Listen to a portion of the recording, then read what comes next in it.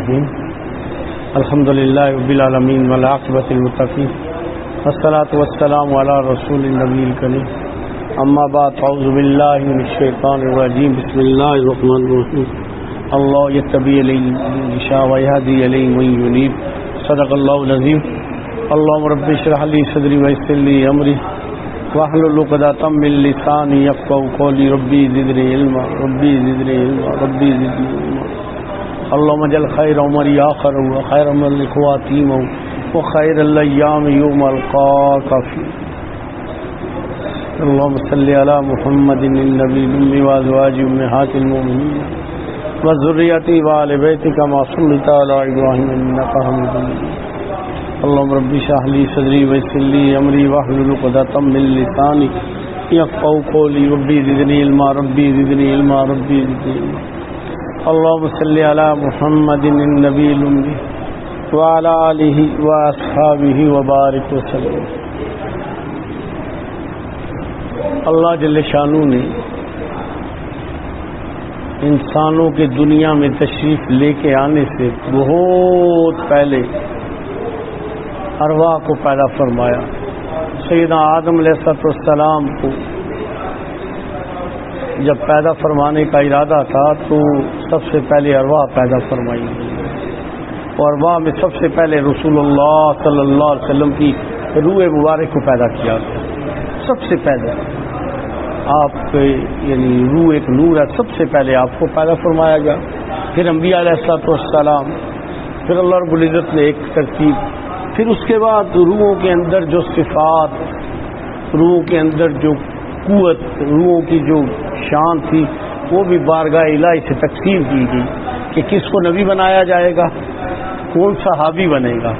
یہ یہاں آ کے نہیں، یہ وہاں کے فیصلے ہیں، یہ وہیں کی ترتیب بنی ہوئی ہے. اور اسی طرح ایک روایت میں بھی آتا ہے کہ سیدنا علی رضی اللہ تعالیٰ سے کسی نے پوچھا کہ بعض آدمی کسی آدمی سے ملتا ہے تو وہ ایسا لگتا ہے کہ جیسے بہت قریب کا ہے، اس سے پہلی ملاقات ہوتی ہے اور بہت جلدی اس کے ساتھ ہو جاتا ہے. تو فرمایا کہ روحوں کے ساتھ جن لوگوں کا وہاں ربط رہا ایک جگہ میں تو دنیا میں بھی ان کے اندر انس پا دیا جاتا ہے. تو یہ ایک اعتبار سے تھا. پھر وہ جو روحوں کے اندر صفات ہیں وہ بھی اللہ کی تقسیم ہے. کوئی بندہ محنت کر کے نبی نہیں بن سکتا، کوئی بندہ محنت کر کے صحابی نہیں بن سکتا، تابعی نہیں بن سکتا، تبع تابعی نہیں بن سکتا. حضرت جی رحمۃ اللہ علیہ فرماتے تھے کہ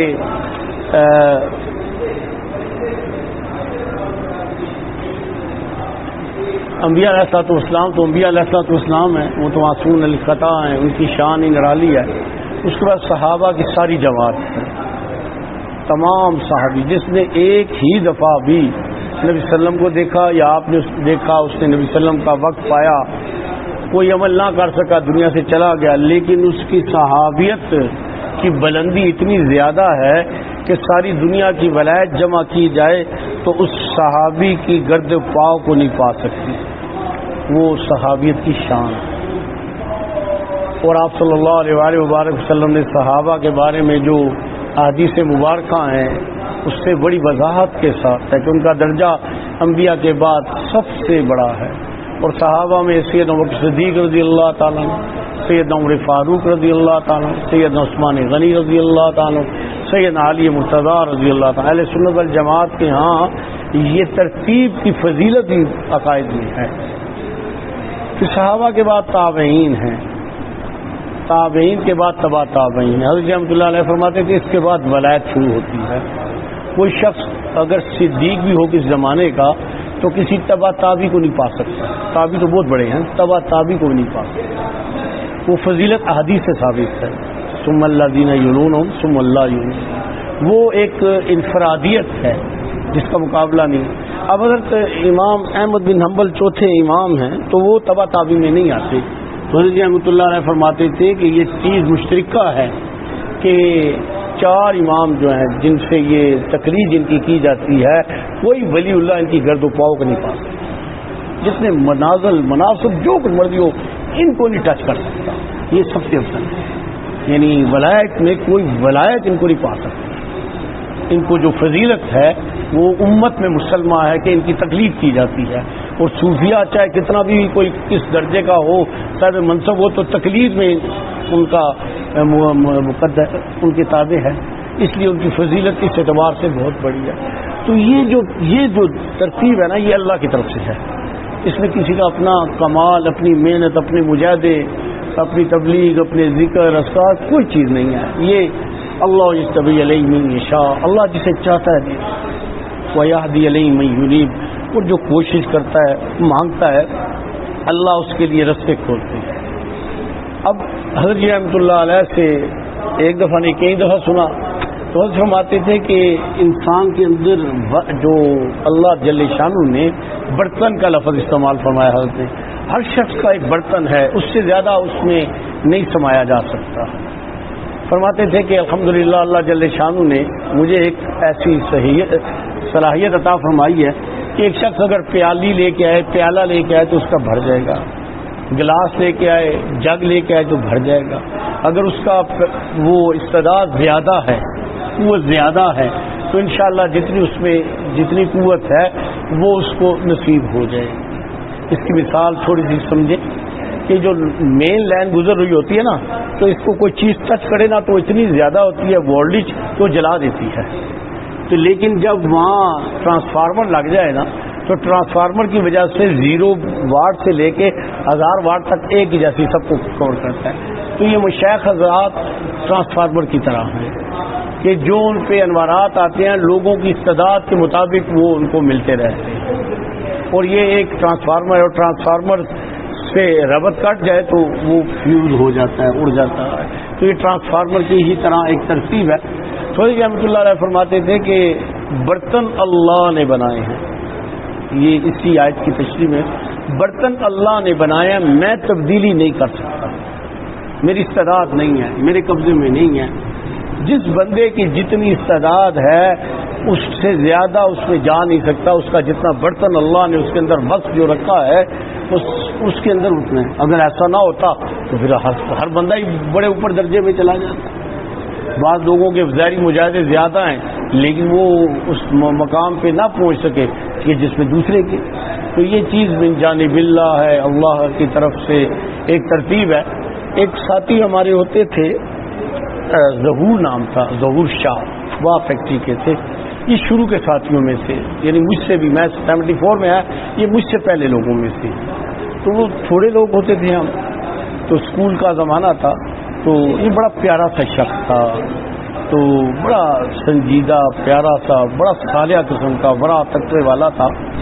تو حضرت جی رحمۃ اللہ علیہ اسے بیٹا کہتے تھے، یعنی یہ بیٹا تھا نہیں حضرت کا لیکن بیٹا کہتے تھے، اور وہ حضرت کے گھر بھی آتا، یعنی پردے کا اہتمام تو تھا لیکن حضرت کے ساتھ ذاتی اس کی خاندانی ترتیب تھی۔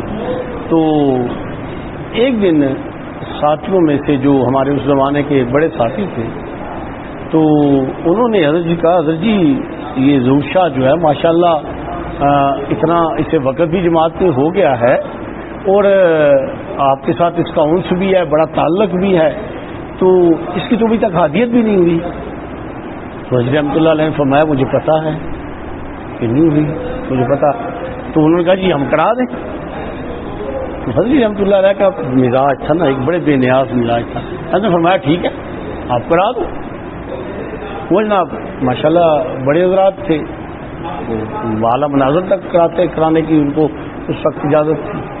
تو وہ جناب 3-4 حضرات تھے، انہوں نے بیٹھ کے توجہ دینا شروع کی، تو ایک دفعہ 2-3 دفعہ تو حضرت کے پاس واپس آ گئے، حضرت جی اس کی عادیت نہیں ہوئی۔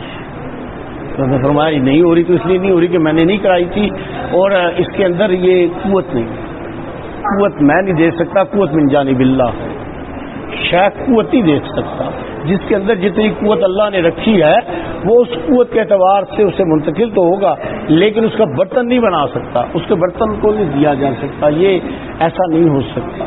اسی طرح ہی کچھ اور چیزیں بھی پائی جاتی ہیں کہ جو اسی ترتیب سے ہوتی ہیں۔ تو یہ ساری چیزیں من جانب اللہ ہیں کہ اللہ رب العزت نے انسانوں کے اندر جیسے خوبصورتی رکھی ہوتی ہے، ذہانت رکھی ہوتی ہے، قوت رکھی ہوتی ہے، اور کچھ مقدر ایسا رکھا ہوتا ہے تو کوئی دوسرا آدمی چھین نہیں لگتا اور لے نہیں سکتا اور بدل نہیں سکتا، یہ ساری من جانب اللہ ہے۔ اس طرح روحانی بھی قوتیں، روحانی استعدادیں بھی من جانب اللہ ہوتی ہیں، لیکن آدمی اپنے طور پہ کوشش ہمت کرنے کا مزاج ہے، اللہ سے مانگتا رہے۔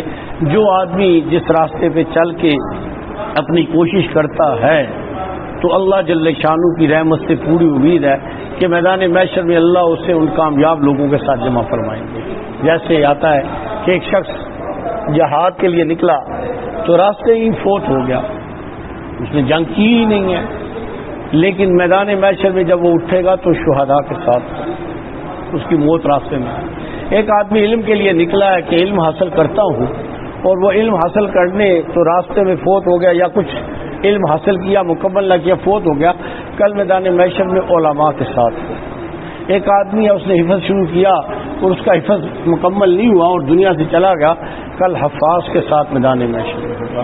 اسی طرح جو جن کاموں میں آدمی کوشش کرتا ہے، کوشش اس کی خالص ہو، اللہ کے لیے کرے اور کرتا رہے۔ جب وہ کرتا کرتا دنیا سے جائے گا تو انشاءاللہ اللہ کی رحمت سے امید کیا ہے کہ اللہ اسے اس دن ان لوگوں میں کھڑا کر دیں گے کہ جنہیں یہ مرتبہ حاصل تھا، جنہیں یہ ترتیب ملی تھی۔ یہ اللہ کی رحمت ہے، یہ اللہ کی عطائیں ہیں، یہ اللہ کی طرف سے ایک خاص رحمت ہے۔ ایک بات۔ دوسری بات وہ یہ کہ کہا جاتا ہے کہ جیسے جوانی ویسا بڑھاپا، جیسا بڑھاپا ویسی موت، اور جیسی موت ویسا حشر۔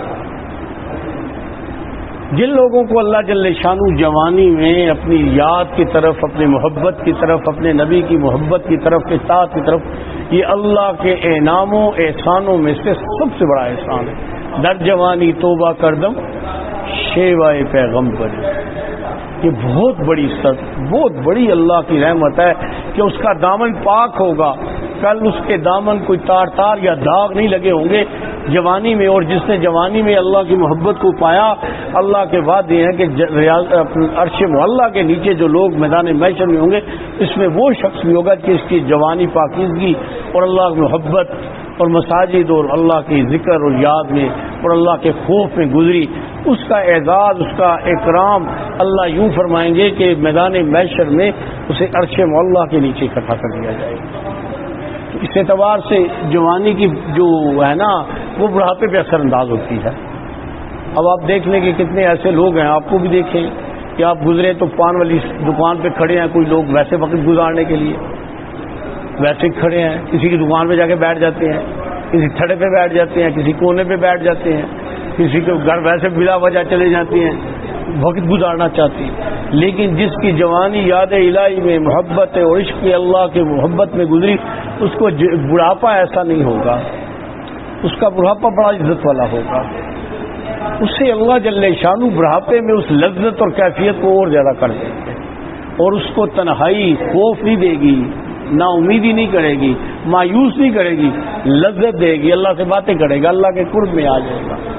یہ جوانی کی برکت ہے، جوانی کی برکت ہے کہ اللہ بڑھاپا قیمتی بنا دیتے ہیں، اور یہ الحمدللہ ایسا ہی ہوتا ہے۔ تو جوانی کی حالات بڑھاپے پہ پڑتے ہیں، اور جیسا بڑھاپا ہے، جیسی حال میں ہے ویسے حال میں موت آئے گی۔ تو حدیث مبارکہ میں ہے کہ جو فرشتے آتے ہیں ملک موت کے ساتھ، تو 500 ہوتے ہیں، اور وہ 500 جو فرشتے ہیں نیک آدمی کی جو روح قبض کرنے کے لیے آتے ہیں، ان فرشتوں کی لباس، ان کی حیات اتنی خوبصورت ہوتی ہے کہ انہیں دیکھ کے دل خوش ہو جاتا ہے، مزہ آ جاتا ہے آدمی کو دیکھ کے۔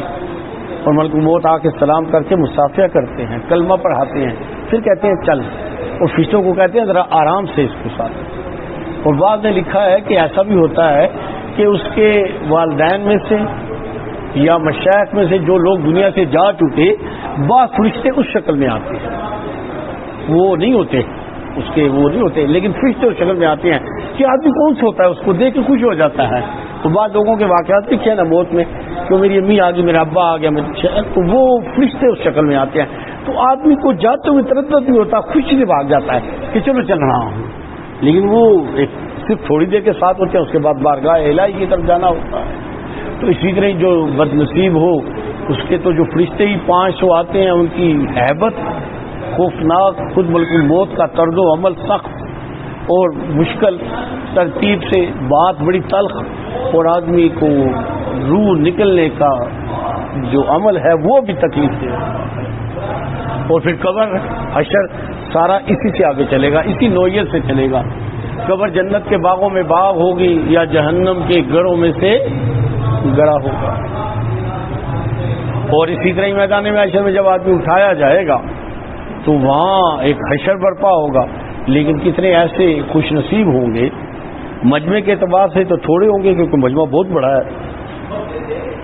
سیدنا آدم علیہ السلام سے لے کے آخری انسان تک تو بہت زیادہ مخلوق ہے، اس اعتبار سے تھوڑے ہوں گے. نہ انہیں غم ہوگا، نہ پریشان ہوں گے، نہ اداس ہوں گے. اللہ جل شانہ کی رحمتیں اور برکتیں ان پہ ہوں گی. عرش اللہ کے نیچے ہوں گے. اللہ رب العزت کے برکت ہے، اس سے دین کی برکت سے نبی صلی اللہ علیہ وسلم کی دستے اقدس سے حوض کوثر سے پانی پئیں گے. تو یہ سارا جو اگلا عمل ہے نا، اس پہلے عمل کا رزلٹ ہے. جیسے بچہ جو کچھ لکھ کے آتا ہے امتحان میں تو نتیجہ وہی نکلتا ہے جو لکھ کے آیا ہے.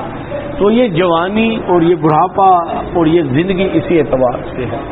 تو بھئی پہلے حصے میں تو میں نے عرض کیا کہ جو صلاحیتیں ہیں وہ من جانب اللہ ہیں.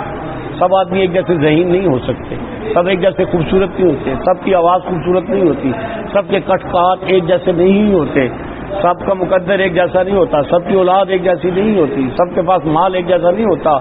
یہ چیزیں مختلف ہیں نا. تو یہ جیسے اللہ کی تقسیم ہے، اسی اعتبار سے اندر کی باطنی صلاحیتیں بھی من جانب اللہ ہیں.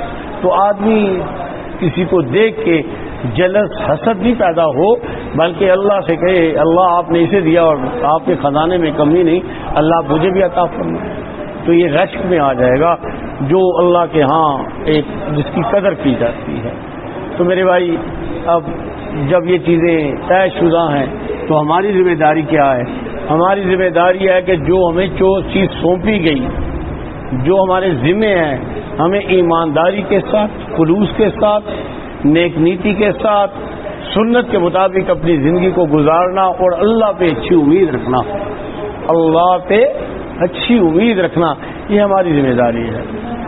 اور اللہ جل شانہ بڑے قدردان ہیں، کبھی کسی کی محنت کو ضائع نہیں کرتے. اب آپ کو عجیب سی بات سناؤں، آپ حیران ہو جائیں گے. کتنے ایسے گزرے حضرات کے زندگی میں ان کی مجاہدے بڑے ہوئے، بڑے مجاہدے کیے، بڑا تقوی والی زندگی گزاری. دیکھتے رہے کہ اللہ کا بندہ مل جاتا، اصلاح ہو جاتی، باطنی ترقی ہو جاتی، لیکن کوئی ان کے مقدر میں زندگی میں ایسا نہ تھا. تو اللہ کے ہاں وہ محنت ضائع نہیں ہوئی. کبھی نہ کبھی 10 سال، 20 سال، 100 سال، 200 سال، 400 سال، جتنا اللہ کے ہاں سے ہے، کوئی نہ کوئی اللہ جل شانہ ایسا بندہ جس کو یہ استعداد حاصل ہے، اللہ رب العزت اس کے وساطت سے برزخ میں اس کو وہ چیز نصیب ہو جائے. اب آپ اندازہ لگائیں کہ اللہ انسان کا اتنی قدردان کی، اتنی اللہ کے ہاں سے عطا ہے. تو ہماری جو ذمہ داری ہے، ہم نے اپنی ذمہ داری پوری کرنی ہے اور اللہ سے اچھی امید رکھنی ہے. اس سے اگلی بات کہ اب ہمارے اندر ایک نفس ہے جس کا اپنا ایک خاص دائرہ کار ہے، اپنا طریقہ کار ہے. ایک شیطان ہے جو پیچھے کوشش کرتا ہے، اور وہ کوشش کرتا ہے کہ نفس کو اپنے ساتھ لگا دے. اور فرشتے ہوتے ہیں وہ کوشش کرتے ہیں کہ نفس شیطان سے نہ لگے، انسان کا نفس اس کے دین پہ لگ جائے. اب آدمی کے پاس یہ تھوڑا سا اختیار دیا جاتا ہے کہ وہ اپنی خواہشات اپنے نفس کے تابع کرتا ہے یا اللہ کے حکموں کے تابع کرتا ہے. آج اگر وہ نفس کے تابع کر لے گا تو نفس کی تابع جب کرے گا تو نفس اسے اپنی مرضی پہ چڑھائے گا، اپنی مرضی پہ چلائے گا. دیکھیں گاڑیاں جا رہی ہیں، یہ گاڑی پشاور جا رہی ہے، یہ لاہور جا رہی ہے. آدمی نے جانا لاہور ہے، گاڑی پشاور والی پہ بیٹھ گیا، وہ تو پشاور کبھی بھی نہیں پہنچے گا، وہ لاہور والا جو بیٹھے گا لاہور پہنچے گا، پشاور والا پشاور پہنچے گا. ایسے ہی نفس خواہش کرتا ہے آدمی کو، اول تو گناہ کی طرف لے کے جاتا ہے، لذت آئے گی، مزہ آئے گا، خواہشات ابارتا ہے، نظر کو خراب کرتا ہے، دل کو ڈسٹرب کرتا ہے. اور اگر آدمی بچ جائے اللہ جل شانہ کی مدد سے، اللہ اسے بچا لے اور آدمی 4 عمل کر لے، اچھے عمل ہو جائیں، تو پھر شیطان نفس کو دوسرے طریقے سے آ کے لے لیتا ہے کہ بھئی اب تو بزرگ ہے، تو بڑا آدمی ہے، تیری شان ہے، پھر وہ اس کی نیکیوں کو ضائع کرنا چاہتا ہے۔ تو بھئی آدمی اس صورت میں ہی بچ سکتا ہے کہ برائی سے بچانے والا بھی اللہ، نیکی کی توفیق دینے والا بھی اللہ، اور اصل دار و مدار اس پہ ہے کہ اللہ راضی ہو جائے۔ میری جو محنت ہے، ربنا تقبل منا انک انت السمیع العلیم، اے اللہ جو کچھ یہ ٹوٹا پھوٹا میں نے کیا ہے نا، تو اپنی بارگاہ میں قبول کر لے۔ تو یہ ضروری ہے کہ ہمارے ذکر و اذکار ترتیب اللہ کے انعام ہے، بہت بڑا انعام ہے، بہت بڑا انعام ہے کہ اس کی برکت سے ہمارے اندر اعمال کی خصوصیات پیدا ہوتی ہیں، استعداد پیدا ہوتی ہیں، روح کے اندر قوت آ جاتی ہے، اور جتنی منازل بلند ہوتے جاتے ہیں روح اتنی قوی ہوتی جاتی ہے، قوت تیز ہو جاتی ہے، پرواز زیادہ ہو جاتی ہے۔ فنا فی اللہ بقا باللہ اور فنا فی رسول سے روح کے اندر بڑا صلاحیت اور بڑی ترتیب بن جاتی ہے، اور پھر یہ زندگی تک کا نہیں رہتا، یہ برزخ میں بھی برقرار رہتا ہے، اور اس سے زیادہ اچھی حالت ہو جاتی ہے۔ برزخ کے بعد انشاءاللہ میدان حشر ہے، تو اللہ کے وعدے ہیں، اللہ کے وعدے ہیں کہ جو دنیا میں اللہ کی نسبت سے اکٹھے ہیں اللہ انہیں وہاں بھی اکٹھا فرمائے گا، اور پھر جنہیں وہاں اللہ اکٹھا فرمائے گا اللہ جنت میں بھی فرمائے گا۔ تو اللہ پاک میرے آپ کے گناہوں کو معاف فرمائے۔ بھئی جتنی کوشش محنت اپنی ذات کے اعتبار سے ہو سکتی ہے، ہماری ذمہ داری ہے کہ اس کو ایمانداری سے کریں، اور اللہ رب العزت پہ نگاہ رکھیں کہ ہماری اس محنت کا اجر کون دینے والا ہے؟ اللہ۔ خود نہیں مرتب کرنا کہ جی میں یہ کرتا ہوں تو یہ کیوں نہیں ہو رہا۔ مثلا ایک آدمی ہے کہتا ہے کہ مجھے نظر کیوں نہیں آتا، یا میرے مراقبات وہاں تک کیوں نہیں ہو جاتے، یا یہ میرا منصب کیوں نہیں ہو جاتا۔ بے اس کا یہ کام ہی نہیں ہے نا، یہ اللہ کی تقسیم ہے، اللہ کی مرضی ہے، اللہ جو جس کو دینا چاہے۔